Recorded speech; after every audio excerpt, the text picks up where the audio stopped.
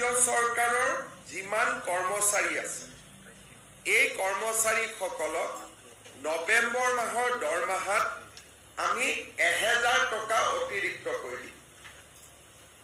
1000 টকা লৈ তেওঁলোকে কিতাপ কিনিব লাগিব আৰু ৰচিদ কিতাপ কিনা ৰচিদ তেওঁলোকে নিজৰ হেড অফ দা ডিপাৰ্টমেণ্টক জমা দিব লাগিব।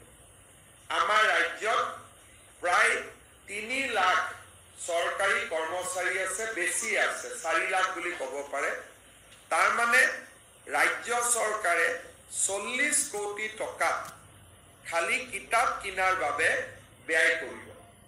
যদি কোনোবা কৰ্মচাৰীয়ে টকাটো লৈ গৈ কিতাপৰ কিনাৰ ৰচিদখন ঘূৰাই নিদিয়ে, তেতিয়াহ'লে নেক্সট মাহৰ দৰমহা 1000 টকা কৰ্তন। ৰাজ্য চৰকাৰৰ যিমান কৰ্মচাৰী আছে এই কৰ্মচাৰীসকলক নৱেম্বৰ মাহৰ দৰমহাত আমি 1000 টকা অতিৰিক্ত কৰি দিম।